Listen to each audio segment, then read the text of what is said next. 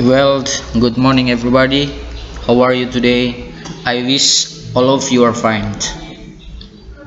Okay, welcome to English class, 4th grade.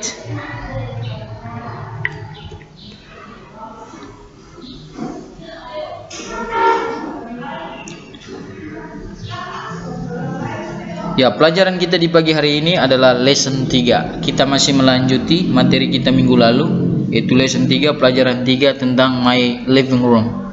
Atau dalam bahasa Indonesia kita sebut dengan ruang tamuku. Jadi minggu lalu kita sudah belajar tentang ruang tamuku, tetapi minggu lalu kan kita sudah belajar, kita hanya mempelajari tentang benda-benda atau barang-barang yang ada dalam ruang tamu dalam bahasa Inggris. Dan hari ini kita akan melanjuti dan akan belajar dengan tujuan pembelajaran yang berbeda ya. Memang pelajarannya sama, yaitu atau tema umumnya adalah my living room, tetapi subtemanya berbeda. Oke, kita lanjut saja. Ya, tujuan pembelajaran kita di pagi hari ini adalah yang pertama adalah mendeskripsikan ruang tamu secara singkat dengan menggunakan bahasa Inggris dengan lafal dan ucapan yang benar. Yang kedua, menanyakan dan memberitahukan lokasi benda dengan menggunakan bahasa Inggris dengan lafal dan ucapan yang benar. Dan yang ketiga adalah memberi instruksi singkat dengan menggunakan bahasa Inggris dengan lafal dan ucapan yang benar. Oke, ini ada 3 ya. Sebenarnya 3 ini juga sudah menjadi tujuan pembelajaran kita di minggu lalu. Namun pada kesempatan ini misalnya lihat, ini kita akan membahas apa yang akan kita bahas dalam 3 tujuan ini. Jadi tidak semua akan kita bahas di pelajaran ini. Oke. Tujuan pembelajaran yang kedua ini sudah kita pelajari di minggu lalu Jadi kita tidak perlu membahasnya kembali. Sedangkan tujuan pembelajaran kita yang ketiga ini adalah memberi instruksi sangat sederhana, memberi instruksi singkat dengan menggunakan bahasa Inggris dengan lafal dan ucapan yang benar ini. Itu akan kita bahas di minggu depan di pertemuan berikutnya ya.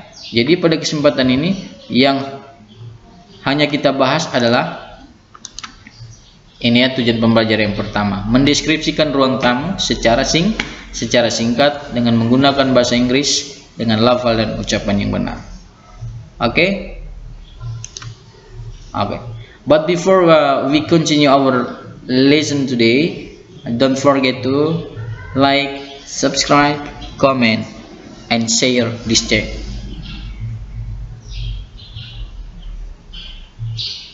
Okay?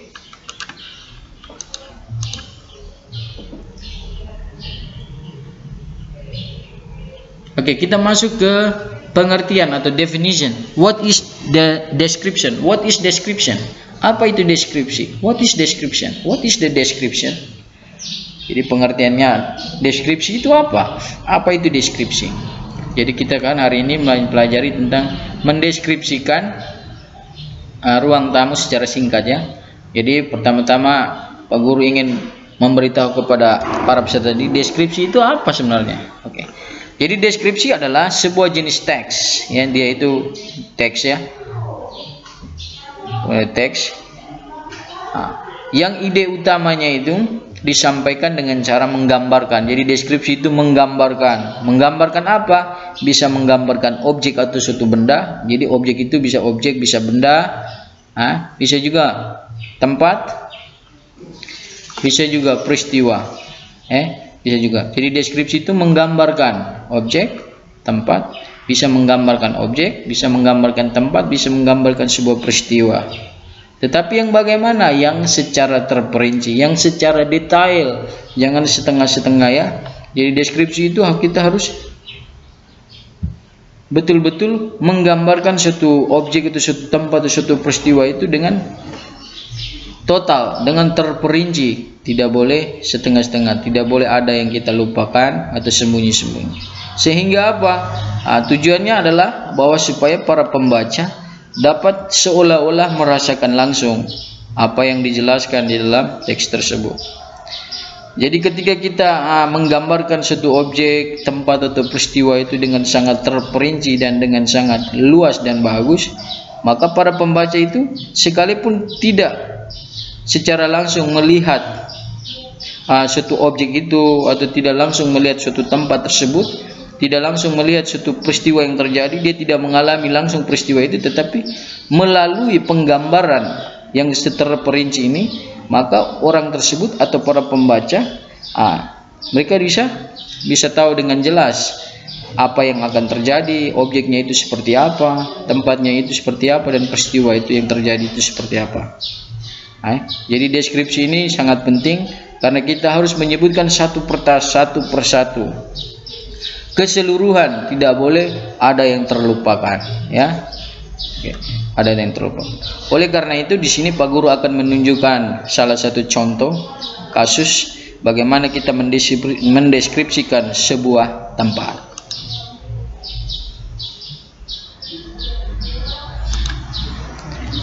Oke, perhatikan. Tempat di sini adalah, karena materi kita di hari ini adalah masih tentang my living room, maka yang akan kita deskripsikan atau gambarkan adalah ruang tamuku, atau we will describe living room. We will describe living room. Jadi kita akan mendeskripsikan tentang ruang tamuku. Oke, perhatikan baik-baik. Jadi sebelum kita menggambarkan ruang tamu ini, pertama-tama yang harus kita lakukan adalah kita harus memperhatikan ruangan ini, apa saja yang ada di dalamnya dan bagaimana keberadaannya dari setiap benda-benda atau objek atau barang yang ada di dalam ruang tamu ini. Jadi kita tidak bisa membuat sebuah deskripsi kalau kita tidak memperhatikan gambarnya ini, ya. Kita tidak bisa memperhatikan gambar, kita tidak bisa mengalami peristiwa yang terjadi, kita tidak bisa melihat suatu objek, kita tidak bisa melihat suatu tempat tersebut. Oleh karena itu di sini ada suatu tempat, yaitu ruangan tamu. Jadi dengan ruangan tamu ini kita bisa membuat deskripsi seperti begini, ya. Ini sudah Pak Guru tunjukkan di sebelah kiri ini. Oke, bisa perhatikan di dalam ruangan ini ada objek, ada benda-benda apa saja, ya. Ada lukisannya ada berapa? Lukisan ada 2. Jadi jumlah benda, jumlah itu harus disebutkan semua, ya. Jadi bendanya ada berapa, posisinya bagaimana, warnanya apa, itu harus dijelaskan semua. Karena ini deskripsi, harus terperinci, harus terperinci. Jangan mengada-ada, ya. Kita menyebutkan sesuai kenyataan, kenyataan yang ada. Misalnya di sini ada 2 gambar atau 2 lukisan di dindingnya, di dinding. Ada sebuah sofa merah, ada topi yang ada di atas sofa. Ada TV di atas meja TV, ada telepon di atas meja TV. Ada meja berwarna kuning, ada lampu lagi di atas meja, ada radio berwarna ungu, dan lampu ini ada di dekat radio ungu. Dan juga ada kursi tangan. Kursi tangan ini kondisinya bagaimana? Dia ada di depan meja kuning. Ini yang akan kita deskripsikan. Oke, baik, kita langsung saja. Bagaimana kita mendeskripsikan itu dalam bahasa Inggris?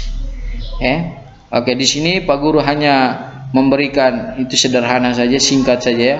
Karena kita pelajari di sini adalah deskripsi singkat, bukan long description, tapi short or simple description. Jadi di sini Pak Guru hanya bisa menunjukkan singkat saja, ya.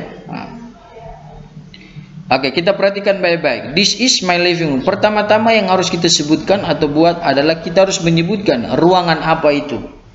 Seperti di sini yang Pak Guru bikin adalah this is my living room. Karena ini adalah ruang tamu, maka Pak Guru tulis this is my living room. Ini adalah ruang tamuku. This is my living room. Ini adalah ruang tamuku. Oke, next. There is a yellow table. Di sana ada sebuah meja kuning. Kita lihat meja kuning, betul ada, ya? Ya, meja kuning. A red sofa. Di sana juga ada sebuah sofa merah. Ya, ada, ya, sofa merah. An armchair. Di sana juga ada sebuah kursi tangan. Ya, an armchair. Alarm, sebuah lampu, betul, ya? A cap, sebuah topi. A telephone, sebuah telepon rumah. A bookcase, sebuah rak buku atau lemari buku. And the television atau and the TV. Dan ada TV, ya, dan ada TV. Oke, kita lanjut lagi. The television is on the cabinet. Kita bisa lihat mendeskripsikan setelah kita menyebutkan benda-bendanya. Yang berikutnya ada kita menyebutkan benda-benda itu posisinya bagaimana atau letaknya itu bagaimana. Jadi setelah kita menyebutkan secara detail terperinci benda-benda yang ada dalam ruangan tamu tersebut, berikutnya adalah kita menyebutkan atau menggambarkan posisi. Posisi dari benda itu seperti apa. Oke, lihat di sini bisa. The television is on the cabinet. Lihat, ada televisi, betul, digambar lagi di atas meja TV ya, the cabinet. Oke, there are two paintings on the wall. There are two paintings on the wall. Di sana ada dua lukisan di dinding. Betul? Betul ya? Oke. The first and the second. Oke. Di sana ada dua lukisan di dinding. There are two paintings on the wall. One is above the sofa. One ini maksudnya adalah lukisan yang satunya itu ada di atas sofa. Karena ada dua, jadi satunya ini one is above the sofa. Dan kalau mau lanjut bisa another one and another one is beside the bookcase. Dan satunya bisa juga ada di samping rak buku kayak gitu. Tapi di sini Pak Guru hanya menyebutkan satu saja. Yang satunya ini Pak Guru tidak sebutkan. Jadi one is above the sofa. Satunya ada di atas sofa. Bisa lihat? Di sini bisa lihat ya. Jadi definisi dari preposition above ini artinya di atas. On juga di atas. Tapi perbedaannya di mana? Itu sudah Pak Guru jelaskan di pelajaran kita minggu lalu. Itu sebelumnya tentang prepositionnya. Bisa lihat di sini perbedaan antara above dan on. Above ini lihat, benda yang satu berada di atas benda yang lain, tetapi keduanya tidak saling menyentuh atau mengenai. Ada jeda, ada batas, bukan batas juga, ada ya terpisah ya, terpisah. Jadi tidak saling menyentuh satu sama lain. Sementara on ini juga di atas. Ini seperti contoh yang ada yang seperti topi yang ada di atas sofa ya. Itu on. Artinya on itu artinya sebuah benda memang betul-betul berada di atas benda yang lain. Dia menyentuh, bertumpu di atas benda yang lain. Itu on. Jadi itu perbedaan antara above and on. Above itu kayak begini ya. Bisa lihat gambar seperti begini. Oke, lanjut. There is a cap on the sofa. Tadi Pak Guru bilang di sana ada sebuah topi di atas sofa. Ini ya. Jadi bukan there is a cap above the sofa. Ini topinya kan tidak melayang di atas. Jadi ini sebut saja melayang ya. Sebut saja melayang, bisa juga melayang. Kalau ini on karena topinya menyentuh di sofa. Oke. Lanjut lagi. Our radio is on the yellow table. Our radio is on the yellow table. Jadi sebuah radio ada di atas sebuah meja kuning. Lihat, bisa juga di sini Pak Guru tidak menyebutkan warnanya. Harusnya a purple radio is on the yellow table. Pak Guru hanya menyebutkan bendanya saja, warnanya tidak ya, tanpa diikuti warnanya. Jadi a radio is on the yellow table. Ya, jadi sebuah radio ada di atas meja kuning. Kayak begini ya. Oke, lanjut. And an armchair is in front of the yellow table. And an armchair is in front of the yellow table. Dan sebuah kursi tangan ada di depan dari meja kuning. Ada di depan dari meja kuning. Jadi posisi atau letaknya seperti ini. Itu perlu dideskripsikan semua. Oke, di contoh sini Pak Guru tidak mendeskripsikan secara keseluruhan atau semua karena ada beberapa yang sebenarnya masih banyak yang harus dideskripsikan. Tapi karena Pak Guru hanya sebagai contoh, Pak Guru hanya mendeskripsikan beberapa. Karena kalau kita mau mendeskripsikan masih banyak ya, masih banyak sekali. Misalnya ini kita bisa bilang there is a lamp is beside on the purple radio. Jadi di sana ada sebuah lampu yang ada di samping radio ungu. Bisa juga kita bisa lihat there is a red sofa is next to the cabinet. Bisa juga kita lihat di sana juga ada sebuah sofa merah di samping meja TV. Bisa juga dan lain sebagainya. Masih terlalu banyak. Tapi di sini Pak Guru hanya membatasi saja, singkat saja. Ya. Pak Guru berharap bahwa contoh yang Pak Guru berikan ini sudah mewakili bagaimana cara kita mendeskripsikan sebuah objek. Di sini Pak Guru ada dua, ada sudah objek mendeskripsikan tempat dan mendeskripsikan objek ya. Oke. Peristiwanya belum. Jadi mendeskripsikan objek itu sebenarnya tadi kita sudah menyebutkan dalam ruangan ini benda-benda apa saja, itu namanya mendeskripsikan objek. Mendeskripsikan tempat itu seperti tadi secara keseluruhan ya. Di dalam ini ruangan ini ada apa saja ya, kayak begitu.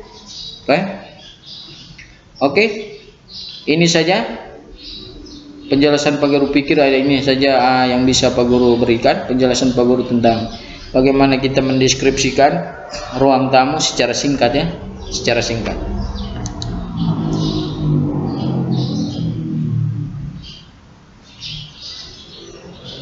Ya, sebelum kita mengakhiri pelajaran kita di pagi hari ini, sekali lagi once again don't forget to like, subscribe, comment and share this video. Thank you.